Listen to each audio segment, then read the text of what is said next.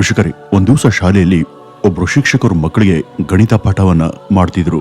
ಅವರು ಯಾವುದೇ ನಂಬರ್ ಅನ್ನ ಅದೇ ನಂಬರ್ ನಿಂದ ಭಾಗಿಸಿದಾಗ ಯಾವಾಗ್ಲೂ ಉತ್ತರ ಒಂದೇ ಬರುತ್ತೆ. ಬೇಕಾದ್ರೆ ನೀವು ಕೂಡ ಯಾವುದೇ ನಂಬರ್ ಅನ್ನು ತಗೊಂಡು ಅದೇ ನಂಬರ್ ಜೊತೆ ಅದನ್ನ ಭಾಗಿಸ್ ನೋಡಿ ಅಂತ ಹೇಳ್ತಾರೆ. ಆಗ ಮಕ್ಕಳೆಲ್ಲ 13 13ರ ಜೊತೆನೆ 5 5ರ ಜೊತೆನೆ ಹೀಗೆ ಅವ್ರಿಗೆ ಇಷ್ಟದ ನಂಬರ್ ಅನ್ನ ಸೆಲೆಕ್ಟ್ ಮಾಡಿ ಸೇಮ್ ನಂಬರ್ ನಿಂದ ಸಮ ಭಾಗಿಸಿ ನೋಡಿದಾಗ ಉತ್ತರ 1 ಅಂತ ಬಂದಿದ್ದನ್ನ ಕಂಡು ಅಚ್ಚರಿಯನ್ನ.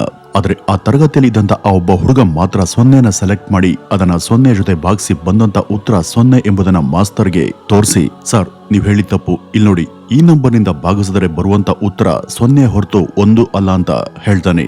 ಅದನ್ನ ಕಂಡಂತ ಮಾಸ್ಟರೇ ಒಂದು ಕ್ಷಣ ದಂಗಾಗ್ತಾರೆ. ಅವನ ಸುತ್ತಮುತ್ತ ಇದ್ದಂತ ಇತರೆ ಶಾಲೆ ಸಹಪಾಠಿಗಳು ಕೂಡ ಆ ಹುಡುಗನ ಕಡೆ ಬೆರಗುಗಣ್ಣಿನಿಂದ ನೋಡ್ತಾರೆ. ವೀಕ್ಷಕರೇ, ಇಂಥ ಈ ಹುಡುಗ ಮುಂದೆ ಗಣಿತದಲ್ಲಿ ತನ್ನದೇ ಆದಂತ ಹೊಸ ಥಿಯರಮ್ ಅನ್ನ ಹುಟ್ಟುಹಾಕಿ ಗಣಿತ ಶಾಸ್ತ್ರದ ಸೂತ್ರಗಳಿಗೆ ತನ್ನ ಅಸಾಧ್ಯ ಜ್ಞಾನ ಭಂಡಾರದಿಂದ ಹೊಸದೇ ಭಾಷೆಯನ್ನ ಬರೆದು ವಿಶ್ವವೇ ಮೆಚ್ಚುವಂತ ಮ್ಯಾಥ್ಸ್ ನ ಜೀನಿಯಸ್ ಆಗಿ ಬೆಳೆದದು ಇವತ್ತಿಗೆ ಅದೊಂದು ಇತಿಹಾಸ. ಆ ಹುಡುಗನಿಗೆ ಗಣಿತ ಬಿಟ್ರೆ ಬೇರೇನು ಕೂಡ ಗೊತ್ತಿರಲಿಲ್ಲ. ಹಾಗಾಗಿನೇ ಅವನು ತನ್ನ ಸೆಕೆಂಡ್ PUCಯಲ್ಲಿ 2 ಸಲ ಫೇಲ್ ಆದ. ಆದ್ರೆ ಗಣಿತ ಸೂತ್ರಗಳಲ್ಲಿ ಅವನು ಮಾಡದಂತ ಸಾಧನೆ ಅಪಾರವಾದದು. ಗಣಿತ ಶಾಸ್ತ್ರದಲ್ಲಿ ತನ್ನ ಸಿದ್ಧಾಂತಗಳಿಂದ ಆತ ಎಷ್ಟು ಹೆಸರನ್ನ ಮಾಡದ ಅಂದ್ರೆ ಮುಂದೆ ತಾನು ಯಾವ ಕಾಲೇಜ್ನಲ್ಲಿ 2 ಸಲ ಫೇಲ್ ಆಗಿದ್ನೋ ಆ ಒಂದು ಕಾಲೇಜ್ಗೆ ಅವನದೇ ಹೆಸರನ್ನ ಇಡ್ಲಾಯಿತು. ವೀಕ್ಷಕರೇ, ಆ ವ್ಯಕ್ತಿ ಬೇರೆ ಯಾರು ಅಲ್ಲ, ಅವರೇ ಗಣಿತದ ಜೀನಿಯಸ್ ಅಂತ ಹೆಸರು ಪಡೆದಂತ ಶ್ರೀನಿವಾಸ ರಾಮಾನುಜಂ ಅಯ್ಯಂಗಾರ್. ಇವ್ರಿಗೆ ಒಬ್ಬ ಗುರು ಅಂತ ಇರ್ಲಿಲ್ಲ. ಅವ್ರಿಗೆ ಗಣಿತವನ್ನು ಕೂಡ ಯಾರು ಕಲಿಸ್ಕೊಟ್ಟಿಲ್ಲ. ಆದ್ರೂ ಕೂಡ ಅವರು ತಮ್ಮ ಗಣಿತದ ಫಾರ್ಮುಲಾ ಹಾಗೂ ಥಿಯರಮ್ಗಳಿಂದ ವಿಶ್ವದ ಎಲ್ಲ ಗಣಿತ ತಜ್ಞರನ್ನು ಕೂಡ ಆಶ್ಚರ್ಯಕ್ಕೆ ಈಡ್ ಮಾಡಿದ್ರು. ವೀಕ್ಷಕರೇ, ಈ ರಾಮಾನುಜಂ ಒಂದು ಸಾಧಾರಣ ಬಡ ಕುಟುಂಬದಲ್ಲಿ ಜನಿಸಿದವರು. ಅವರು ಕೇವಲ 20 ರೂಪಾಯಿ ಸಂಬಳದ ಒಂದು ಸಣ್ಣ ಉದ್ಯೋಗವನ್ನ ಮಾಡ್ತಿದ್ರು. ಇಂಥವ್ರು ಮುಂದೆ ನ್ಯೂಟನ್ ರವರ ಸಮಕ್ಕೆ ಹೋಲಿಸಿ ನೋಡ್ಲಾಯ್ತು. ಕೇವಲ 32 ವರ್ಷದವರೆಗೂ ಜೀವಿಸಿದಂತ ರಾಮಾನುಜಂ ಗಣಿತದಲ್ಲಿ ಮಾಡದಂತ ಸಾಧನೆ ಬಗ್ಗೆ ಕೇಳಿದ್ರೆ ನೀವು ನಿಜಕ್ಕೂ ಬೆರಗಾಗ್ತೀರಾ. ಬನ್ನಿ ವೀಕ್ಷಕರೇ, ಇವತ್ತಿನ ಈ ಒಂದು ವಿಡಿಯೋದಲ್ಲಿ ಅವರ ಬದುಕು ಹಾಗೂ ಸಾಧನೆ ಬಗ್ಗೆ ಸಮಗ್ರವಾಗಿ ತಿಳಿಯುವಂತ ಪ್ರಯತ್ನವನ್ನ ಮಾಡೋಣ. ವೀಕ್ಷಕರೇ, ಶ್ರೀನಿವಾಸ ರಾಮಾನುಜಂ 1887ರ ಡಿಸೆಂಬರ್ 22ನೇ ತಾರೀಕು ತಮಿಳುನಾಡಿನ ಈರೋಡ್ ಎಂಬಲ್ಲಿ ಒಂದು ಮಧ್ಯಮ ವರ್ಗದ ಬ್ರಾಹ್ಮಣ ಅಯ್ಯಂಗಾರ್ ಸಮುದಾಯದ ಮನೆಯಲ್ಲಿ ಜನಿಸ್ತಾರೆ. ಇವ್ರ ತಂದೆ ಕುಪ್ಪುಸ್ವಾಮಿ ಶ್ರೀನಿವಾಸ್ ಅಯ್ಯಂಗಾರ್ ಅವರು ಒಂದು ಬಟ್ಟೆ ಅಂಗಡಿಯಲ್ಲಿ ಗುಮಾಸ್ತರಾಗಿ ಕೆಲಸ ಮಾಡ್ತಿದ್ರು. ಇಲ್ಲಿ ತಿಂಗಳಿಗೆ ಅವ್ರಿಗೆ ಬರ್ತಾ ಇದ್ದಂತ ವೇತನದಿಂದ ಅವರ ಕುಟುಂಬ ನಿರ್ವಹಣೆ ತುಂಬಾ ಕಷ್ಟ ಇತ್ತು. ಇವ್ರ ತಾಯಿ ಕೋಮಲ ತಮ್ಮಳ್ರವರು ಹತ್ತಿರದ ಗುಡಿ ದೇವಸ್ಥಾನಗಳಲ್ಲಿ ಭಜನೆಗಳನ್ನ ಹಾಡಿ ಅದರಿಂದ ಅಷ್ಟೋ ಇಷ್ಟೋ ಹಣವನ್ನ ಗಳಿಸಿ ಮನೆಗೆ ಸಹಾಯ ಮಾಡ್ತಿದ್ರು. ಇನ್ನು ಈ ರಾಮಾನುಜಂ ರವರ ಬಾಲ್ಯದ ದಿನಗಳು ಅತ್ಯಂತ ಕಷ್ಟ ಹಾಗೂ ಬಡತನದಿಂದ ಕೂಡಿದ್ವು. ಅಷ್ಟೇ ಅಲ್ಲ, ಅವರು ತೀರಾ ಸಣ್ಣ ವಯಸ್ಸಿನಲ್ಲಿ ಇದ್ದಾಗಲೇ ಅನಾರೋಗ್ಯದ ಸಮಸ್ಯೆಗೂ ಗುರಿಯಾದ್ರು. ಅವ್ರಿಗೆ 2 ವರ್ಷ ಇದ್ದಾಗಲೇ ಸ್ಮಾಲ್ ಪ್ಯಾಕ್ಸ್ ಕಾಯಿಲೆ ಆವರಿಸಿತ್ತು. ಆಗೆಲ್ಲ ರೋಗ ರುಜಿನಗಳ ಕೆಟ್ಟ ಕಾಲ. ತಮಿಳುನಾಡಿನ ತಂಜಾವೂರು ಜಿಲ್ಲೆ ಒಂದರಲ್ಲೇ ಈ ಸ್ಮಾಲ್ ಪ್ಯಾಕ್ಸ್ ವೈರಸ್ ನಿಂದ ಒಂದೇ ವರ್ಷಕ್ಕೆ ಸುಮಾರು 4,000ಕ್ಕೂ ಹೆಚ್ಚು ಮಕ್ಕಳು ಬಲಿಯಾಗಿದ್ರು. ರಾಮಾನುಜಂ ಹೇಗೋ ಆ ಮಹಾಮಾರಿಯಿಂದ ತಪ್ಪಿಸಿಕೊಂಡು ಚೇತರಿಸಿಕೊಳ್ತಾರೆ. ಅವರು ತಮ್ಮ ತಂದೆಯ ಜೊತೆ ಕಾಲ ಕಳೆದದ್ದೇ ಕಡಿಮೆ. ಹೆಚ್ಚಿನ ಸಮಯ ಅವರು ತಮ್ಮ ತಾಯಿ ಜೊತೆನೆ ಇರ್ತಿದ್ರು. ತನ್ನ ತಾಯಿ ಜೊತೆ ಅವರು ದಿನ ದೇವಸ್ಥಾನಕ್ಕೆ ಹೋಗ್ತಿದ್ರು. ಇದರಿಂದಾಗಿ ಈ ರಾಮಾನುಜಂ ರವರಿಗೆ ಬಾಲ್ಯದಿಂದನೂ ಕೂಡ ಧಾರ್ಮಿಕ ಸಂಗತಿಗಳಲ್ಲಿ ನಂಬಿಕೆ ಹಾಗೂ ಆಸಕ್ತಿ ಬೆಳೀತಾ ಹೋಯಿತು. ಅವ್ರ ತಾಯಿ ಅವ್ರಿಗೆ ಶಾಸ್ತ್ರಗಳ ಬಗ್ಗೆ, ಪುರಾಣಗಳ ಬಗ್ಗೆ ಹಾಗೂ ಪುಣ್ಯ ಕಥೆಗಳ ಬಗ್ಗೆ ಹೇಳ್ತಿದ್ರು. ಈ ರಾಮಾನುಜಂ ರವರಿಗೆ ಇತರ ಮಕ್ಕಳ ಹಾಗೆ ಹೊರಗಡೆ ಹೋಗಿ ಸುತ್ತಾಡೋದು, ಆಟ ಆಡೋದು ಇಂಥ ಚಟುವಟಿಕೆಗಳಲ್ಲಿ ಅಷ್ಟೇನು ಆಸಕ್ತಿ ಇರ್ಲಿಲ್ಲ. ಅವ್ರಿಗೆ ಧಾರ್ಮಿಕ ಪ್ರಜ್ಞೆ ಜೊತೆ ನಂಬರ್ಗಳಲ್ಲಿ ಆಸಕ್ತಿ ಇತ್ತು.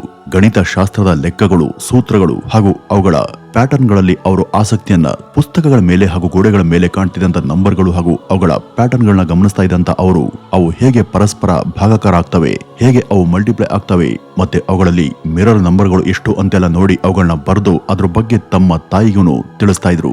ಗಣಿತಶಾಸ್ತ್ರದ ಬಗ್ಗೆ ಇವರ ಆಲೋಚನೆ ಮಟ್ಟ ಎಲ್ಲರನ್ನೂ ಕೂಡ ಅಚ್ಚರಿಗೆ ಈಡ್ ಮಾಡಿತ್ತು. ಅವರ ವಿಚಾರಧಾರೆಗಳು ಹಾಗೂ ಥಿಂಕಿಂಗ್ ಬಗ್ಗೆ ದೊಡ್ಡವ್ರಿಗಾಗ್ಲಿ ಅಥವಾ ಮೇಸ್ಟ್ರಿಗಾಗ್ಲಿ ಉತ್ತರ ಕೊಡೋದಕ್ಕೆ ಬರ್ತಾ ಇರ್ಲಿಲ್ಲ ಹಾಗೂ ಅವು ಇತರೆ ಯಾರಿಗೂ ಕೂಡ ಅರ್ಥ ಆಗ್ತಿರ್ಲಿಲ್ಲ. ಇದೇ ರೀತಿ ಅವರು 3ನೇ ಕ್ಲಾಸ್ನಲ್ಲಿ ಇದ್ದಾಗ ಒಂದ್ ದಿವಸ ಶಾಲಾ ಶಿಕ್ಷಕರು ಯಾವುದೇ ಸೇಮ್ ನಂಬರ್ನ ಅದೇ ನಂಬರ್ನಿಂದ ಭಾಗಿಸಿದರೆ ಉತ್ತರ ಯಾವಾಗ್ಲೂ 1 ಅಂತಾನೆ ಬರುತ್ತೆ ಅಂದಾಗ ಇವರು ಹಾಗಾದ್ರೆ 0 ಕೂಡ ಒಂದೇ ನಂಬರೇ ಅಲ್ವಾ, 0ನ 0ಯಿಂದ ಭಾಗಿಸಿದರೆ ಉತ್ತರ 1 ಅಂತ ಬರೋದಿಲ್ಲ ಯಾಕೆ ಅಂತ ಕೇಳಿದ್ರು. 0ಯಿಂದ 0ನ ಭಾಗಿಸಿದರೆ ಉತ್ತರ 1 ಅಂತಾನೆ ಬರ್ಬೇಕಲ್ವಾ, ಆದ್ರೆ ಯಾಕೆ ಅದ್ರ ಬದಲು 0 ಅಂತ ಬರುತ್ತೆ ಅಂತ ಹೇಳಿದಾಗ 3ನೇ ತರಗತಿ ಒಬ್ಬ ಹುಡುಗ ಇಷ್ಟು ಆಳವಾಗಿ ಲೆಕ್ಕ ಹಾಕಿದ್ದು ಆ ಮೇಷ್ಟ್ರನೇ ಅವಕ್ಕಾಗುವಂತೆ ಮಾಡಿತ್ತು. ಅವರಿದ್ದಂತ ಪ್ರಾಥಮಿಕ ತರಗತಿಯಲ್ಲಿ ಇಡೀ ಊರಿಗೆನೆ ಗಣಿತದಲ್ಲಿ ತಾವೇ ಹೈಯೆಸ್ಟ್ ಅಂಕವನ್ನ ಪಡೆದು ಪಾಸ್ ಆಗ್ತಾರೆ. ಮುಂದೆ ಅವರನ್ನ ಕುಂಭಕೋಣದಲ್ಲಿ ಇರುವಂತಹ ಸೆಕೆಂಡರಿ ಹೈಯರ್ ಶಾಲೆಗೆ ಸೇರಿಸಲಾಗುತ್ತೆ. ಇಲ್ಲೇ ನೋಡಿ ಅವರಿಗೆ ಮೊದಲ ಬಾರಿಗೆ ಗಣಿತವನ್ನ ಶಾಸ್ತ್ರೀಯವಾಗಿ ಕಲಿಯೋದಕ್ಕೆ ಸಾಧ್ಯ ಆಗಿದ್ದು. ಅವರು ಇಲ್ಲಿ ತಮ್ಮ ಸೀನಿಯರ್ಗಳ ಬಳಿ ಕ್ಯೂಬಿಕ್ ಕ್ವಶನ್ಗಳ ಬಗ್ಗೆ ಕೇಳಿ ಕಲ್ತ್ಕೊಂಡ್ರು. ಗಣಿತ ಅಂದ್ರೆ ಅವ್ರ ಪಾಲಿಗೆ ಅದು ಕೇವಲ ಒಂದು ಸಬ್ಜೆಕ್ಟ್ ಮಾತ್ರ, ಅದು ಅವ್ರ ಪಾಲಿಗೊಂದು ತಪಸ್ಸು, ಧ್ಯಾನದಂತೆ ಇತ್ತು. ಅಷ್ಟರ ಮಟ್ಟಿಗೆ ಅವರು ಅದರಲ್ಲಿ ತಲೀನರಾಗಿ ಅದರ ಅನೇಕ ಬಗೆಯ ಚಮತ್ಕಾರಗಳನ್ನ ಕಲಿಯೋದಕ್ಕೆ ಹಾಗೂ ಅಭ್ಯಾಸ ಮಾಡುವಲ್ಲಿ ಮುಳುಗ್ತಾ ಇದ್ರು. ಒಂದ್ಸಾರಿ ತರಗತಿಯಲ್ಲಿ ಲೆಕ್ಕದ ಮೇಷ್ಟ್ರು ಒಂದು ದೊಡ್ಡ ನಂಬರ್ನ ಗುಣಾಕಾರದ ಲೆಕ್ಕದ ಕುರಿತು ಬೋರ್ಡ್ ಮೇಲೆ ಬರೆಯುವಾಗ ಮಕ್ಕಳೆಲ್ಲ ಇನ್ನೂ ಆ ಪ್ರಶ್ನೆ ಬರೆದು ಮುಗಿಸುವಂತ ಮೊದಲೇ ರಾಮಾನುಜಂ ಅದನ್ನ ತಮ್ಮ ಬುಕ್ ಅಲ್ಲಿ ಸಾಲ್ವ್ ಮಾಡಿ ಅದರ ಉತ್ತರವನ್ನು ಕೂಡ ಮಾಸ್ಟರ್ಗೆ ತೋರಿಸ್ತಿದ್ರು. ಅಷ್ಟು ದೊಡ್ಡದಾದಂತ ಗುಣಾಕಾರವನ್ನ ಈ ಕಡಿಮೆ ಸಮಯದಲ್ಲಿ ರಾಮಾನುಜಂ ಪರಿಹರಿಸಿದ್ದು ಹೇಗೆ ಅಂತ ಅವರು ಕೇಳಿದಾಗ, ಸರ್ ನನ್ಗೆ ಅನ್ಸಿದ್ದನ್ನ ನನ್ನ ಶೈಲಿಯಲ್ಲಿ ಹೇಗೆ ಗುಣಿಸ್ತೆ ಅಂತ ಅವರು ಹೇಳಿ ಆ ದೊಡ್ಡ ಲೆಕ್ಕ ಮಾಡೋದಕ್ಕೆ ಇರುವಂತ ಶಾರ್ಟ್ ಕಟ್ ನ ವಿಧಾನದ ಬಗ್ಗೆ ಹೇಳಿ ತಿಳಿಸಿದ್ರು. ಅವರ ಈ ಬುದ್ಧಿಯ ಮಟ್ಟ ಟೀಚರ್ಗೆ ನಿಜಕ್ಕೂ ಆಶ್ಚರ್ಯವನ್ನ ಉಂಟುಮಾಡಿತ್ತು. ತನ್ನ ವಯಸ್ಸಿನ ಇತರೆ ಮಕ್ಕಳು ಗಣಿತದ ಬಗ್ಗೆ ಹೇಳೋದಕ್ಕೆ ಕಷ್ಟಪಡುವಾಗ ರಾಮಾನುಜಂ ರವರು ಆಗಲೇ ಕ್ಲಿಷ್ಟಕರವಾದಂತಹ ಅಡ್ವಾನ್ಸ್ ಟ್ರಿಗೊನೋಮೆಟ್ರಿಯ ಪುಸ್ತಕವನ್ನ ಪೂರ್ತಿ ಕಲ್ತರು. ಆ ಪುಸ್ತಕದ ಫಾರ್ಮುಲಾಗಳನ್ನ ಕಂಠಪಾಠ ಮಾಡೋದು ಮಾತ್ರವಲ್ಲದೆ ಅವುಗಳಿಗೆ ಸೂಕ್ತ ಪ್ರೂಫ್ಗಳನ್ನು ಕೂಡ ಕಂಡುಹಿಡಿದ್ರು. 13ನೇ ವಯಸ್ಸಿಗೆ ಅವ್ರಿಗೆ ಕಷ್ಟಕರವಾದಂತಹ ಮ್ಯಾಥ್ಸ್ ಐಡೆಂಟಿಟೀಸ್ ಕೂಡ ಸಣ್ಣ ಪಜಲ್ಗಳ ರೀತಿ ಗೋಚರಿಸಿದ್ವು. ತನ್ನ ತಾಯಿಯಿಂದ ಅವ್ರಿಗೆ ಪುರಾಣ ಪುಣ್ಯ ಕಥೆಗಳ ಬಗ್ಗೆ ಕೇಳಿ ಆಧ್ಯಾತ್ಮಿಕ ಜ್ಞಾನ ಪ್ರಾಪ್ತವಾಗಿತ್ತು. ಅವರು ದೇವಿ ಶಾರದೆಯನ್ನ ತುಂಬಾ ನಂಬ್ತಾ ಇದ್ರು. ಅವರು ಕೇವಲ ಲೆಕ್ಕಗಳಿಗೆ ಉತ್ತರವನ್ನು ಹುಡುಕೋದು ಮಾತ್ರ ಅಲ್ಲ, ಆ ಲೆಕ್ಕಕ್ಕೆ ಇದೇ ಉತ್ತರ ಯಾಕೆ ಬರುತ್ತೆ, ಅದಕ್ಕೆ ಕಾರಣ ಏನು, ಇದಕ್ಕೆ ಬೇರೆ ಯಾವ್ದಾದ್ರೂ ಸುಲಭದ ದಾರಿ ಇದೆಯಾ ಅಂತ ಯೋಚಿಸಿ ಎಷ್ಟೋ ಫಾರ್ಮುಲಾಗಳನ್ನ ಪದೇ ಪದೇ ರಿಸರ್ಚ್ ಮಾಡಿ ಅವುಗಳಿಗೆ ತಮ್ಮ ಸ್ವಂತದ ಸರಳ ವಿಧಾನಗಳನ್ನ ಕಂಡುಹಿಡಿದ್ರು. ತಮ್ಮ 17ನೇ ವಯಸ್ಸಿಗೆ ಅವರು ಕ್ಯೂಬಿಕ್ ಈಕ್ವೇಶನ್, ಅರಿಥಮೆಟಿಕ್ ಹಾಗೂ ಜಿಗೋಮೆಟ್ರಿಕ್ ಸೀರೀಸ್ ಇವೆಲ್ಲವನ್ನು ಕೂಡ ಪೂರ್ಣ ಪ್ರಮಾಣದಲ್ಲಿ ಓದಿ ಕಲ್ತರು. ಅಷ್ಟೇ ಅಲ್ಲ, ಅವರು ಕ್ವಾಡ್ರಾಟಿಕ್ ಈಕ್ವೇಶನ್ಗಳನ್ನ ಪರಿಷ್ಕರಿಸುವಂತ ಸಲುವಾಗಿ ತಾವೇ ಸ್ವಂತ ಹೊಸ ಪದ್ಧತಿಯನ್ನು ಕೂಡ ಕಂಡುಹಿಡಿದ್ರು. ಇದೇ ಸಮಯದಲ್ಲಿ ಅವ್ರಿಗೆ a synopsis of elementary results in pure and applied mathematics ಅನ್ನುವಂತ ಗಣಿತ ಪುಸ್ತಕವೊಂದು ಸಿಗುತ್ತೆ. ಅದರಲ್ಲಿ ಸುಮಾರು 5,000ಕ್ಕೂ ಹೆಚ್ಚಿನ ವಿವಿಧ ಬಗೆಯ ಫಾರ್ಮುಲಾಗಳು ಇದ್ದು, ಆ ಪುಸ್ತಕ ಅವರಲ್ಲಿ ಇದ್ದಂತ ಗಣಿತ ಜ್ಞಾನ ಹಾಗೂ ಅದರೆಡೆಗಿನ ಅವರ ಆಸಕ್ತಿಯನ್ನ ಇನ್ನಷ್ಟು ತೃಪ್ತಿಗೊಳಿಸಿತು. ಗಣಿತದ ಕಡೆಗೆ ಅವರ ನಿಜವಾದ ಕಣ್ಣನ್ನ ತೆರೆಸಿದಂತ ಪುಸ್ತಕ ಇದು ಅಂತ ಹೇಳ್ಬಹುದು. ಇದು ಅವರ ವಿದ್ಯಾರ್ಥಿ ಬದುಕಿನಲ್ಲಿ ಅವರಿಗೆ ಸಿಕ್ಕಂತ ಅತಿ ದೊಡ್ಡ ಮಹತ್ವದ ಪುಸ್ತಕ ಅಂತ ಹೇಳ್ಬಹುದು. ಸಾಮಾನ್ಯವಾಗಿ ಬೇರೆಯವರಿಗೆ ಅದರಲ್ಲಿ ಇದ್ದಂತ ಲೆಕ್ಕಗಳನ್ನ ಸಾಲ್ವ್ ಮಾಡೋದಕ್ಕೆ ತುಂಬಾ ಸಮಯ ಬೇಕಿತ್ತು, ಆದ್ರೆ ರಾಮಾನುಜಂ ಅವರು ಅದನ್ನ ಕೇವಲ 1-2 ವಾರಗಳಲ್ಲೇ ಮಾಡಿ ಮುಗಿಸ್ತಾ ಇದ್ರು. 1904ರಲ್ಲಿ ಅವರಲ್ಲಿ ಇದ್ದಂತ ಗಣಿತದ ಜ್ಞಾನಕ್ಕಾಗಿ ಅವರ ಶಾಲೆಯ ವತಿಯಿಂದ ಅವರಿಗೆ ಶ್ರೀ ಕೆ ರಂಗರಾವ್ ಪ್ರಶಸ್ತಿ ಕೂಡ ಸಿಕ್ತು.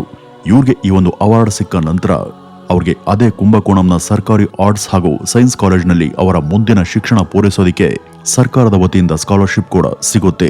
ಆದರೆ ಇಲ್ಲಿ ನಡೆದಂತ ಆ ಒಂದು ಘಟನೆ ಅವರ ಜೀವನವನ್ನೇ ಬದಲಿಸಿತ್ತು. ಅವ್ರಿಗೆ ಗಣಿತದ ಹೊರತಾಗಿ ಬೇರೆ ಸಬ್ಜೆಕ್ಟ್ಗಳ ಮೇಲೆ ಯಾವುದೇ ಆಸಕ್ತಿ ಇರಲಿಲ್ಲ. ಅವರು ಗಣಿತವೊಂದನ್ನ ಬಿಟ್ಟು ಬೇರೆ ಎಲ್ಲಾ ವಿಷಯಗಳಲ್ಲೂ ಕೂಡ ಫೇಲ್ ಆಗ್ತಿದ್ರು.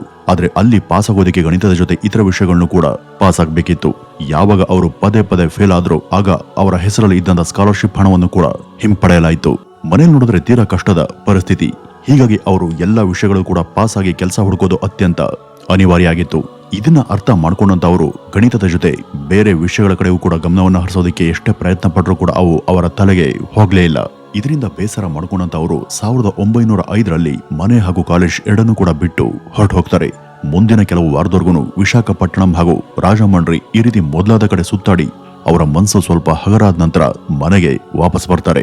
ವಾಪಸ್ ಬಂದ ನಂತರ ಮದ್ರಾಸಿನ ಪಚಯಪ್ಪಸ್ ಕಾಲೇಜಿಗೆ ಸೇರಿದ ನಂತರ ಕೂಡ ಅವರ ಪರಿಸ್ಥಿತಿ ಬದಲಾಗ್ಲಿಲ್ಲ. ಪರೀಕ್ಷೆ ಬಂದರೆ ಸಾಕು, ಗಣಿತದ ಹೊರತಾಗಿ ಉಳಿದೆಲ್ಲ ವಿಷಯಗಳು ಕೂಡ ಅವರು ಫೇಲ್ ಆಗ್ತಿದ್ರು. ಹೀಗಾಗಿ ಕೊನೆಗೆ ಎಜುಕೇಶನ್ಗೆ ವಿದಾಯ ಹೇಳಿ ಅವರು ಪೂರ್ತಿಯಾಗಿ ಗಣಿತದ ಪರಿಶೋಧನೆಯಲ್ಲಿ ಮುಳುಗ್ತಾರೆ. ಆದರೆ ಓದು ಬೇಡ ಎಂಬ ಅವರ ಈ ನಿರ್ಧಾರದಿಂದ ಅವ್ರಿಗೆ ಬರೀ ಚಾಲೆಂಜ್ಗಳೇ ಎಲ್ಲಾ ಕಡೆ ಎದುರಾಗ್ತವೆ. ಸರಿಯಾದಂತ ಎಜುಕೇಶನ್ ಇಲ್ಲದಂತ ಕಾರಣ ಅವ್ರಿಗೆ ಎಲ್ಲೂ ಕೂಡ ಸರಿಯಾದ ಉದ್ಯೋಗ ಸಿಗ್ಲಿಲ್ಲ. ಮನೆಯಲ್ಲಿ ಆರ್ಥಿಕ ಸ್ಥಿತಿ ಸರಿ ಇಲ್ಲದಂತ ಕಾರಣ ಅವ್ರಿಗೊಂದು ಉದ್ಯೋಗ ಕೂಡ ಇಲ್ಲದಂತ ಕಾರಣ ಅವರು ಎಷ್ಟೋ ಸಲ ಊಟ ಕೂಡ ಮಾಡದೆ ಉಪವಾಸ ಮಲಗ್ತಿದ್ರು. ಪೆನ್ ಮತ್ತು ಬುಕ್ ಅನ್ನು ಕೂಡ ತೆಗೆದುಕೊಳ್ಳೋದಕ್ಕೆ ಹಣ ಇಲ್ಲದಂತ ಕಾರಣ ಅವರು ಸೂತ್ರಗಳನ್ನ ಬಳಪ ಹಾಗೂ ಕಲ್ಲಿನ ಹಲಗೆ ಮೇಲೆ ಬರಿತಾ ಇದ್ರು. ದಿನ ಬೆಳಗ್ಗೆ ಎದ್ದ ತಕ್ಷಣ ಹೊಸ ಹೊಸ ಫಾರ್ಮುಲಾಗಳು ಅವರ ತಲೆಯಲ್ಲಿ ಇರ್ತಾ ಇದ್ವು. ಅವುಗಳನ್ನ ಅವರು ಕೈಗೆ ಸಿಕ್ಕಂತ ಹಲಗೆಗಳ ಮೇಲೆ ಬರಿತಿದ್ರು. ಇವರು ಈ ರೀತಿ ಹಗಲು ರಾತ್ರಿ ಈ ನಂಬರ್ಗಳ ಜೊತೆನೆ ಮುಳುಗಿ ಹೋಗಿರೋದನ್ನ ನೋಡಿ ಅವ್ರಿಗೆ ಎಲ್ಲಿ ಹುಚ್ಚ ಹಿಡಿಯುತ್ತೋ ಎಂಬ ಭಯದಿಂದ ಹೆದರಿ ಕಂಗಾಲದಂತ ಅವರ ತಂದೆ ತಾಯಿ ಅವ್ರಿಗೆ ಮದುವೆ ಮಾಡೋದಕ್ಕೆ ನಿರ್ಧಾರ ಮಾಡ್ತಾರೆ. 1909 ಜುಲೈ 14ನೇ ತಾರೀಕು ಅವರು ಜಾನಕಿ ಅಮ್ಮಲ್ ಎಂಬುವರನ್ನ ಮದುವೆ ಆಗ್ತಾರೆ. ಸಂಸಾರ ನಿರ್ವಹಣೆಗಾಗಿ ಅವರು ಕೇವಲ ತಿಂಗಳಿಗೆ 20 ರೂಪಾಯಿ ಸಂಬಳಕ್ಕಾಗಿ ಮದ್ರಾಸ್ ಪೋರ್ಟ್ ಟ್ರಸ್ಟ್ ನಲ್ಲಿ ಸಣ್ಣ ಕೆಲಸಕ್ಕೆ ಸೇರ್ಕೊಳ್ತಾರೆ. ಇಲ್ಲಿಗೆ ಬಂದ ನಂತರ ಗಣಿತದಲ್ಲಿ ಇವರ ಅಸಾಧಾರಣ ಬುದ್ಧಿಶಕ್ತಿಯನ್ನು ಗಮನಿಸಿದಂತ ಮದ್ರಾಸ್ನ ವಿವಿಯವರು ಅವ್ರ ಬಳಿ ಯಾವುದೇ ಪದವಿ ಇಲ್ಲದೆ ಇದ್ರೂ ಕೂಡ ತಿಂಗಳಿಗೆ 60 ರೂಪಾಯಿಗಳ ಸ್ಕಾಲರ್ಶಿಪ್ ಹಣವನ್ನ ಮಂಜೂರು ಮಾಡ್ತಾರೆ. ಇದರಿಂದಾಗಿ ಒಂದ್ ಕಡೆ ಉದ್ಯೋಗ ಮಾಡ್ಕೊಂಡೆ ಅವರು squares, continued fractions, prime numbers, partition of the numbers, elliptic integrals ಈ ರೀತಿ ಮುಂತಾದ ಗಣಿತದ ವಿಷಯಗಳ ಕುರಿತಾಗಿ ಪರಿಶೋಧನೆಯನ್ನ ಮುಂದುವರಿಸ್ತಾರೆ. ಇಂಡಿಯನ್ ಮ್ಯಾಥಮೆಟಿಕಲ್ ಸೊಸೈಟಿಯನ್ನ ಸ್ಥಾಪನೆ ಮಾಡಿದಂತ ಅದರ ಸಂಸ್ಥಾಪಕರಾದಂತಹ ಶ್ರೀ ರಾಮಸ್ವಾಮಿ ಅಯ್ಯರ್ ಅವರನ್ನು ಕೂಡ ಅವರು ಒಂದ್ಸಾರಿ ಭೇಟಿ ಮಾಡ್ತಾರೆ. ಅಯ್ಯರ್ ಅವರು ಆಗ ಡೆಪ್ಯೂಟಿ ಕಲೆಕ್ಟರ್ ಆಗಿ ಸೇವೆಯಲ್ಲಿ ಇದ್ರು. ಅವ್ರ ಬಳಿಗೆ ಬಂದಂತ ಈ ರಾಮಾನುಜಂ ರವರು ನಿಮ್ಮ ಸಂಸ್ಥೆಯಲ್ಲಿ ನನಗೊಂದು ಸಣ್ಣ ಕೆಲಸ ಕೊಡಿ ಅಂತ ಕೇಳ್ಕೊಳ್ತಾರೆ. ಹಾಗೂ ತಾವು ಆವರೆಗೂ ಮಾಡದಂತ ಗಣಿತದ ಬರಹಗಳನ್ನ ಅವ್ರಿಗೆ ತೋರಿಸ್ತಾರೆ. ಅದನ್ನ ನೋಡಿ ಬೆರಗಾದಂತ ಅಯ್ಯಂಗಾರ್ ಅವರು ಅವರ ಅಪಾರ ಬುದ್ಧಿಶಕ್ತಿಯ ಮೆಚ್ಚಿ, ನಿನ್ನಂತ ಜೀನಿಯಸ್ ನಮ್ಮ ಸಂಸ್ಥೆಯಲ್ಲಿ ಸಣ್ಣ ಪುಟ್ಟ ಉದ್ಯೋಗದಲ್ಲಿ ಇರಬಾರ್ದು ಅಂತ ಹೇಳಿ ಮದ್ರಾಸ್ನಲ್ಲಿ ತಮಗೆ ಗೊತ್ತಿದ್ದಂತ ಕೆಲ ದೊಡ್ಡ ಮ್ಯಾಥಮೆಟಿಷಿಯನ್ಸ್ ಗಳ ಬಳಿಗೆ ಅವರನ್ನ ಕಳಿಸ್ಕೊಡೋದಕ್ಕೆ ನಿರ್ಧಾರ ಮಾಡಿ ತಾವೇ ಬರೆದಂತ ಒಂದು ರೆಕಮೆಂಡೇಶನ್ ಲೆಟರ್ ಅನ್ನ ಕಳಿಸ್ಕೊಡ್ತಾರೆ. ಆ ಬಳಿಕ ರಾಮಾನುಜಂ ರವರ ಬುದ್ಧಿಶಕ್ತಿ ಹಾಗೂ ಪ್ರತಿಭೆಯನ್ನ ಗಮನಿಸಿದಂತ ಎಸ್ ನಾರಾಯಣ್ ಅಯ್ಯರ್ ಅವರು, ದಿವಾನ್ ಬಹದ್ದೂರ್ ರಾಮಚಂದ್ರ ರಾವ್ ರವರು ಈ ರೀತಿ ಮೊದಲಾದವರು ಅವರನ್ನ ತಮಗೆ ಗೊತ್ತಿದ್ದಂತ ಕೆಲ ವಿದೇಶದ ಇಂಗ್ಲಿಷ್ ಭಾಷಿಕ ಗಣಿತ ತಜ್ಞರಿಗೆ ಪರಿಚಯಿಸುವಂತ ಪ್ರಯತ್ನವನ್ನ ಮಾಡ್ತಾರೆ. ಆಗ ಲಂಡನ್ ವಿವಿಯ ದೊಡ್ಡ ಗಣಿತ ವಿದ್ವಾಂಸರಾದಂತ MG ಹಿಲ್ ಎಂಬುವರ್ಗೂ ಕೂಡ ರಾಮಾನುಜಂ ರವರು ಬರೆದಂತ ಗಣಿತ ಸೂತ್ರಗಳು ಇದ್ದಂತ ಪುಸ್ತಕ ನೋಡಿ ಅದರಲ್ಲಿ ಇದ್ದಂತ ದೋಷಗಳನ್ನ ಸರಿಪಡಿಸೋದಕ್ಕೆ ಕೆಲ ಅಗತ್ಯ ಸಲಹೆಯನ್ನು ಕೊಟ್ಟು ಪ್ರೋತ್ಸಾಹಿಸಿದ್ರು. 1913ರಲ್ಲಿ ರಾಮಾನುಜಂ ಕೆಲಸ ಮಾಡ್ತಿದ್ದಂತ ಮದ್ರಾಸ್ ಪೋರ್ಟ್ ಟ್ರಸ್ಟ್ಗೆ ಭೇಟಿ ಕೊಟ್ಟಂತ ಡಾಕ್ಟರ್ ಕಕ್ಕರ್ ಎಂಬುವರು ಈ ರಾಮಾನುಜಂ ಬರೆದಿದ್ದಂತ ಗಣಿತ ಸೂತ್ರಗಳನ್ನ ನೋಡಿ ಮೆಚ್ಚಿ ಅವರು ಬರೆದಿದ್ದಂತ ಒಟ್ಟು 120ಕ್ಕೂ ಹೆಚ್ಚಿನ ಗಣಿತ ಬರಹಗಳ ಕಾಪಿಯನ್ನ ಆಗಿನ ಕೇಂಬ್ರಿಡ್ಜ್ನ ವಿವಿಯ ಪ್ರಸಿದ್ಧ ಗಣಿತ ತಜ್ಞರಾಗಿದ್ದಂತ ಗಾಡ್ಫ್ರೇ ಹೆರಾಲ್ಡ್ ಹಾರ್ಡಿ ಅವರಿಗೆ ತೋರಿಸಿದ್ರು. ಅದನ್ನು ನೋಡಿ ಆಶ್ಚರ್ಯಕ್ಕೆ ಗುರಿಯಾದಂತ ಅವರು, ಇಂಥ ಅದ್ಭುತ ಚಮತ್ಕಾರಿ ಥಿಯರಿಯಂಗಳನ್ನ ನಾನು ಈವರೆಗೂ ಎಲ್ಲೂ ಕೂಡ ಕೇಳಿಲ್ಲ ಮತ್ತೆ ನೋಡಿರೋದಕ್ಕೆ ಸಾಧ್ಯನೇ ಇಲ್ಲ ಅಂತ ಬಹುವಾಗಿ ಮೆಚ್ಕೊಂಡಿದ್ರು. ಇದನ್ನ ಕಂಡು ಹಿಡಿದವರು ಸಾಮಾನ್ಯರು ಆಗಿರೋದಕ್ಕೆ ಖಂಡಿತ ಸಾಧ್ಯ ಇಲ್ಲ, ಅವರು ಸೂಪರ್ ಜೀನಿಯಸ್ ಮೆದುಳು ಇರೋರೇ ಆಗಿರ್ಬೇಕು. ಈ ಥಿಯರಿಯಂಗಳು ನಿಜವೇ ಆಗಿದ್ದಲ್ಲಿ ವಿಶ್ವ ಗಣಿತ ಶಾಸ್ತ್ರದಲ್ಲಿ ಇವು ಅದ್ಭುತ ಸಾಧನೆ ಮಾಡ್ತವೆ ಅಂತ ಹಾಡಿ ಹೊಗಳಿದ್ರು. ಹಾಗೂ ಆಗಿನ ಇನ್ನೊಬ್ಬ ಗಣಿತ ಜೀನಿಯಸ್ ಆದಂತ ಶ್ರೀ ಬರ್ಟ್ರಾಂಡ್ ರಸಲ್ ರವರು ಕೂಡ ಅವುಗಳನ್ನ ತೋರಿಸಿ ರಾಮಾನುಜಂ ರವರ ಅಸಾಧ್ಯ ಚಾಣಾಕ್ಷತೆಯನ್ನ ಕೊಂಡಾಡಿದ್ರು. ಈ ರಾಮಾನುಜಂ ದಕ್ಷಿಣ ಭಾರತದ ಮದ್ರಾಸ್ನಲ್ಲಿ ಸಣ್ಣ ಉದ್ಯೋಗವನ್ನ ಮಾಡ್ತಾ ಇದ್ರು ಕೂಡ ಅವರ ಬುದ್ಧಿವಂತಿಕೆ ನ್ಯೂಟನ್ ರವರ ಸಮಕ್ಕಿದೆ. ಹಾಗಾಗಿ ಭಾರತದಲ್ಲಿ ಹಿಂದೂ ಸಂಪ್ರದಾಯಕ್ಕೆ ಸೇರಿದಂತ 2ನೇ ನ್ಯೂಟನ್ ಇವರು ಅಂತ ಈ ಹಾರ್ಡಿ ಅವರನ್ನ ಎಲ್ಲಾ ಕಡೆ ಹೊಗಳಿದ್ರು. ಅದಲ್ಲದೆ ಇನ್ನಷ್ಟು ಹೊಸ ಇಕ್ವೇಶನ್ ಹಾಗೂ ಪ್ರೈಮ್ ನಂಬರ್ಗಳ ಕುರಿತಾಗಿ ಹೊಸ ಸಂಶೋಧನೆ ಬರಹಗಳನ್ನ ಬರೆದು ತನಗೆ ಕಳಿಸ್ಕೊಡುವಂತೆ ಹಾರ್ಡಿ ಪತ್ರದ ಮೂಲಕ ಬರೆದು ರಾಮಾನುಜಂ ರವರನ್ನ ಕೇಳ್ಕೊಳ್ತಾರೆ. ಆ ರೀತಿ ಅವರು ಬರೆದಂತ ಆ ಪತ್ರ ಈ ರಾಮಾನುಜಂ ರವರ ಕೈಗೆ ಸಿಕ್ಕಿದ ತಕ್ಷಣ ಅವರು ತನ್ನ ಕೆಲಸಕ್ಕೆ ಸಿಕ್ಕಂತ ಈ ಪ್ರಶಂಸೆಯಿಂದಾಗಿ ರಾಮಾನುಜಂ ರವರ ಹೃದಯ ಖುಷಿಯಿಂದ ಹಿಗ್ಗಿತ್ತು. ಅದರಂತೆ ಅವರು ಹೊಸ ಗಣಿತ ಸೂತ್ರಗಳನ್ನು ಕೂಡ ಬರೆದವರಿಗೆ ಕಳಿಸ್ತಾರೆ. ಅದನ್ನ ಓದಂತ ಹಾಡಿ ರಾಮಾನುಜಂ ರವರನ್ನ ಈ ತಕ್ಷಣ ಲಂಡನ್ನಿನ ಕೇಂಬ್ರಿಡ್ಜ್ಗೆ ನೀವು ಬರುವಂತೆ ಮನವಿ ಮಾಡಿಕೊಳ್ತಾರೆ. ಈ ಒಂದು ಆಹ್ವಾನ ರಾಮಾನುಜಂ ಸಹಿತ ಅವರ ಮನೆಯವರ ಎಲ್ಲರನ್ನೂ ಕೂಡ ಅಚ್ಚರಿಗೆ ಈಡ್ ಮಾಡಿತ್ತು. ಇದಕ್ಕೆ ಮೊದಲು ಅವರ ತಾಯಿ ಒಪ್ತೆ ಹೋದ್ರೂ ಕೂಡ ಮಗನ್ಗೆ ಅಲ್ಲಿಯಾದ್ರೂ ಅವನ ಅದೃಷ್ಟದ ಬಾಗಿಲು ತೆರೆಯಲಿಂತ ಮತ್ತೆ ಇದು ಆ ಶಾರದಾ ದೇವಿನೇ ದಯೆ ಇರಬೇಕು ಅಂತ ನಂಬಿ ಅವರನ್ನ ಕಳಿಸ್ಕೊಡೋದಕ್ಕೆ ಒಪ್ಕೊಳ್ತಾರೆ. ಗಣಿತದಲ್ಲಿ ತನ್ನ ಸಾಧನೆ ಬೆಳೆಯುವ ಬಗ್ಗೆ ಅವರಲ್ಲಿ ಆನಂದ ಇದ್ರೂ ಕೂಡ ತನ್ನವರೆಲ್ಲರನ್ನೂ ಕೂಡ ಬಿಟ್ಟು ದೂರ ಹೋಗಬೇಕಲ್ಲ ಎಂಬ ನೋವು ಕೂಡ ಅವರಲ್ಲಿ ಇತ್ತು. ಇನ್ನು ವಿದೇಶಕ್ಕೆ ಬಂದ್ಮೇಲೆ ಅವರಿಗೆ ಅಲ್ಲಿ ಯಾಕೋ ಅಲ್ಲಿಯ ವಾತಾವರಣ ಇಷ್ಟ ಆಗ್ಲಿಲ್ಲ.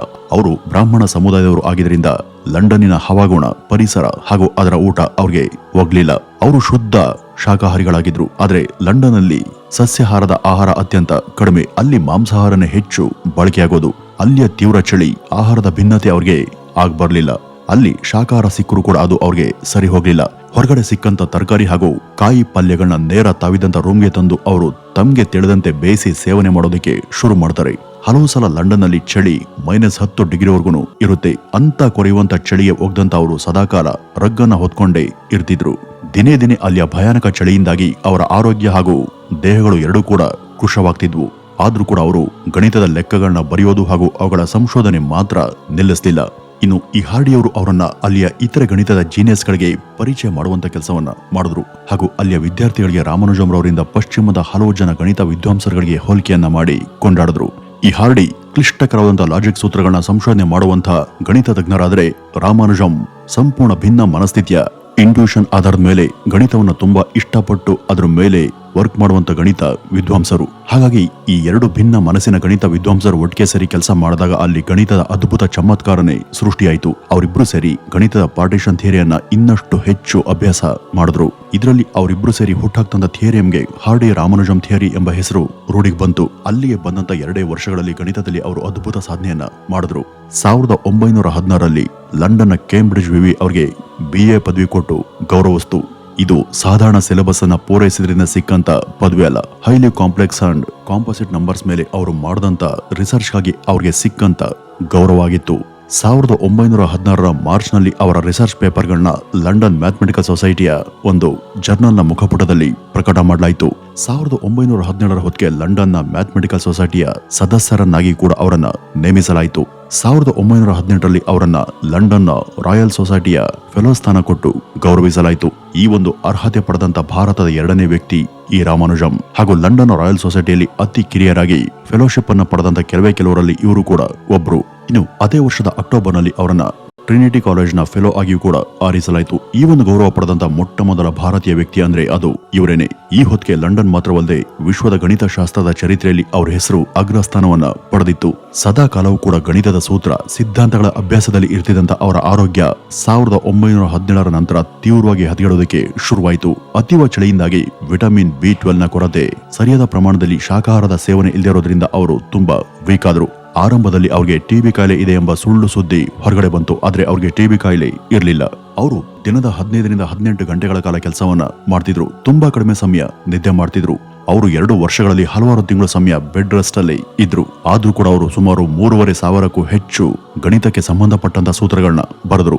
ಸರಿಯಾದ ನಿದ್ರೆ ಇಲ್ಲದದ್ದು, ಕೊರೆಯುವಂತ ಶೀತಲ ಚಳಿ, ಆಹಾರದ ಸಮರ್ಪಕ ಸೇವನೆ ಹಾಗೂ ಮುಖ್ಯವಾಗಿ ಆ ಒಂದು ಸಮಯದಲ್ಲಿ ಆದಂತ ಮೊದಲ ವಿಶ್ವ ಯುದ್ಧದ ದೆಸೆಯಿಂದಾಗಿ ವಿಶ್ವವ್ಯಾಪಿಯಾಗಿ ಉಂಟಾದಂತ ಪೌಷ್ಟಿಕ ಆಹಾರದ ಕೊರತೆ ಇವೆಲ್ಲ ಸೇರಿ ಅವರ ಆರೋಗ್ಯವನ್ನ ತೀರಾ ಅವಸ್ಥೆಗೆ ನೂಕಿದ್ವು. ಇನ್ನು ಮುಂದಿನ ಕೆಲ ಪರೀಕ್ಷೆಗಳಲ್ಲಿ ಅವರಿಗೆ ಗ್ಯಾಸ್ಟ್ರಿಕ್ ಸಮಸ್ಯೆ ಹಾಗೂ ಲಿವರ್ ಅಪ್ಸೆಟ್ ಇದೆ ಎಂಬ ವಿಷಯಗಳು ಕೂಡ ಹೊರಬಂದವು.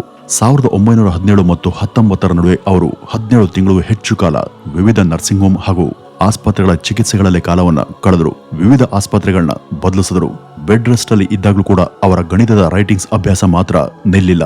Mark theory functions, Ramanujan prime ಹಾಗೂ ಸರ್ಕಲ್ ಮೆಥಡ್ ಇವೆಲ್ಲವನ್ನು ಕೂಡ ಅವರು ಬೆಡ್ ರೆಸ್ಟ್ ನಲ್ಲಿ ಇದ್ಕೊಂಡೇ ರಚನೆ ಮಾಡಿದ್ರು. ಇದ್ರ ಜೊತೆ ಅವರು ಮಾನಸಿಕವಾಗಿಯೂ ಕೂಡ ತೀವ್ರವಾಗಿ ಕುಗ್ಗೋದಕ್ಕೆ ಶುರು ಮಾಡಿದ್ರು. ಅದಕ್ಕೆ ಕಾರಣ ಅವರು ತಮ್ಮ ಕುಟುಂಬವನ್ನ ಬಿಟ್ಟು ಅಲ್ಲಿ ಒಬ್ಬಂಟಿಯಾಗಿ ಇದ್ದದ್ದು. ಈ ಒಂದು ಒಂಟಿತನದಿಂದ ಖಿನ್ನತೆಯೂ ಕೂಡ ಜಾರದಂತ ಅವರು ಒಂದ್ಸಾರಿ ಟ್ರೈನ್ ಹಳಿ ಮೇಲೆ ಜಿಗಿದು ಆತ್ಮಹತ್ಯೆಯೂ ಕೂಡ ಪ್ರಯತ್ನ ಮಾಡಿದ್ದುಂಟು. ಆದ್ರೆ ಟ್ರೈನ್ ಚಾಲಕನ ಸಮಯ ಪ್ರಜ್ಞೆಯಿಂದ ಸರಿಯಾದ ಸಮಯಕ್ಕೆ ಅವರು ಟ್ರೈನ್ ನ ಬ್ರೇಕ್ ಅನ್ನ ಹಿಡಿದು ಅಪಾಯ ಆಗೋದನ್ನ ತಪ್ಪಿಸಿದ್ರು. ಇದಾದ್ಮೇಲೆ ಈ ರಾಮಾನುಜಂ ರವರ ದೇಹ ದಿನೇ ದಿನೇ ಕುಗ್ಗೋದಕ್ಕೆ ಶುರುವಾಯಿತು. ಅವರು ಆಸ್ಪತ್ರೆ ವಾರ್ಡ್ನಲ್ಲಿ ಒಂದ್ಸಾರಿ ಚಿಕಿತ್ಸೆನ ಪಡೆಯುವಾಗ ಒಮ್ಮೆ ಅವರನ್ನ ಕಾಣೋದಕ್ಕೆ ಅಂತ ಹಾರ್ಡಿ ಅಲ್ಲಿಗೆ ಕಾರಲ್ಲಿ ಬಂದಿದ್ರು. ಅವರ ಕಾರಿನ ನಂಬರ್ 1729. ಹಾರ್ಡಿ ಹಾಗೂ ರಾಮಾನುಜಂ ಯಾವಾಗಲೂ ಕೂಡ ಆ ನಂಬರ್ಗಳನ್ನ ಸೆಲೆಕ್ಟ್ ಮಾಡಿ ಅವುಗಳ ಲೆಕ್ಕ ಹಾಕ್ತಾ ಅವುಗಳಲ್ಲಿ ಇರ್ತಾ ಇದ್ದಂತ ಗಣಿತದ ಸ್ವಾರಸ್ಯವನ್ನ ಹೊರಹಾಕ್ತಿದ್ರು. ಅವತ್ತು ಕೂಡ ಹಾರ್ಡಿ ತಮಾಷೆಗೆ ಈ ರಾಮಾನುಜಂ ರವರನ್ನ ಉದ್ದೇಶಿಸಿ, ನೋಡು, ನಾನೀಗ ಬಂದಿರುವಂತ ಕಾರಿನ ನಂಬರ್ 1729, ಇದು ತುಂಬಾ ಡಲ್ ಅನಿಸುವಂತ ನಂಬರ್ ಅಲ್ವಾ ಅಂತ ಹೇಳಿದ್ರು. ಆಗ ರಾಮಾನುಜಂ ಆ ಅನಾರೋಗ್ಯದ ಸಮಸ್ಯೆ ನಡುವೆ ಕೂಡ ಅದಕ್ಕೆ ಉತ್ತರಿಸ್ತಾ, ಅಯ್ಯೋ, ಅದು ಹೇಗೆ ಡಲ್ ನಂಬರ್ ಆಗುತ್ತೆ? ನಿಜ ಹೇಳ್ಬೇಕು ಅಂದ್ರೆ ಅದು ತುಂಬಾ ಅಪರೂಪದ ಹಾಗೂ ಆಸಕ್ತಿದಾಯಕ ನಂಬರ್. ಇಲ್ಲಿ ನೋಡಿ, 1729 ಇದು 2 ವಿವಿಧ ನಂಬರ್ಗಳ ಕ್ಯೂಬ್ಗಳಿಂದ ಲೆಕ್ಕ ಹಾಕಿ ಆಡ್ ಮಾಡಿದಾಗ ಸೇಮ್ ಬರುವ ಅತ್ಯಂತ ಸಣ್ಣ ನಂಬರ್ ಅಂತ ಅಲ್ಲೇ ಬರೆದು ಅದರ ಚಮತ್ಕಾರವನ್ನ ತೋರಿಸಿದ್ರು. ಹಾರ್ಡಿ ಆಗ ಇದರಿಂದ ತುಂಬಾ ಇಂಪ್ರೆಸ್ ಆದ್ರು. ಬೆಡ್ ರೆಸ್ಟ್ ಅಲ್ಲಿ ಇರುವಂತ ಒಬ್ಬ ಅನಾರೋಗ್ಯ ಪೀಡಿತ ವ್ಯಕ್ತಿ ಹೀಗೆ ನಂಬರ್ಗಳ ಸ್ವಾರಸ್ಯವನ್ನ ಊಹೆ ಮಾಡಿ ಹೇಳೋದಂದ್ರೆ ಅದು ಸಾಮಾನ್ಯ ಸಂಗತಿಯಲ್ಲ. ಮುಂದೆ ಈ ಒಂದು ನಂಬರ್ ಹಾರ್ಡಿ ಮತ್ತು ರಾಮಾನುಜಂ ನಂಬರ್ ಅಂತಾನೆ ಗಣಿತ ಶಾಸ್ತ್ರದಲ್ಲಿ ಹೆಸರನ್ನ ಪಡೀತು. ಇದೇ ವಿಧಾನವನ್ನು ಅನುಸರಿಸಿ ಗಾಡಿಯ ನಂಬರ್ಗಳನ್ನು ಕೂಡ ರಾಮಾನುಜಂ ರವರ ರೀತಿಯಲ್ಲಿ ಲೆಕ್ಕ ನೋಡುವಂತ ಪರಂಪರೆ ಅಲ್ಲಿಂದನೇ ಎಲ್ಲಾ ಕಡೆ ಶುರುವಾಯಿತು. ತೀವ್ರ ಅನಾರೋಗ್ಯಕ್ಕೆ ಗುರಿಯಾದಂತ ಅವರು 1919ರಲ್ಲಿ ವಾಪಸ್ ಕುಂಭಕೋಣಂಗೆ ಹಿಂದಿರುಗಿದ್ರು. ಅವರು ಇಲ್ಲಿಗೆ ಬಂದ ನಂತರ ಹಾರ್ಡಿ ಅವರಿಗೆ ಕೊನೆ ಸಲ ಒಂದು ಪತ್ರವನ್ನು ಬರೆದು ಅದರಲ್ಲೂ ಕೂಡ ಪೀರಿಯಡಿಕ್ ಟೇಬಲ್ಸ್ ಬಗ್ಗೆ ತಿಳಿಸಿದ್ರು. ಆದ್ರೆ ಈ ಒಂದು ಪತ್ರ ಹಾರ್ಡಿ ಅವರ ಕೈ ಸೇರಿ ಅವರಿಂದ ಪ್ರತ್ಯುತ್ತರ ಬರುವಂತ ಮೊದಲೇ ಶ್ರೀನಿವಾಸ್ ರಾಮಾನುಜಂ ರವರು 1920 ಏಪ್ರಿಲ್ 26ನೇ ತಾರೀಕು ಚಿಕಿತ್ಸೆ ಫಲಿಸದೆ ಸಾವನ್ನಪ್ಪಿದ್ರು. ಅವತ್ತು ಭಾರತ ಸೇರಿ ಇಡೀ ವಿಶ್ವನೇ ಗಣಿತದ ಒಬ್ಬ ಸೂಪರ್ ಜೀನಿಯಸ್ ನನ್ನ ಕಳೆದುಕೊಳ್ತು. ಇವರು ಕಾಲವಾದ ನಂತರ ಇವರ ಸೋದರರಾದಂತ ತಿರು ನಾರಾಯಣ್ ಎಂಬುವರು ಇವರ ಎಲ್ಲಾ ರಿಸರ್ಚ್ ವಿವರ ಇದ್ದಂತ ಲೇಖನಗಳನ್ನ ಕಲೆ ಹಾಕಿ ಅದರ ಬುಕ್ ಮೂಲಕ ಪಬ್ಲಿಷ್ ಮಾಡಿದ್ದಾರೆ. ಇಲ್ಲಿಂದ 100 ವರ್ಷಗಳ ಮೊದಲೇ ಅವರು ಗಣಿತ ಶಾಸ್ತ್ರದಲ್ಲಿ ಸಾಧಿಸಿದ್ದು ಅಪಾರವಾದುದು. 2012ರ ವರ್ಷವನ್ನ ನ್ಯಾಷನಲ್ ಮ್ಯಾಥ್ಸ್ ವರ್ಷ ಅಂತಾನೆ ನಾವು ಅವರ ಸವಿ ನೆನಪಿಗಾಗಿ ಆಚರಿಸಿದ್ವಿ.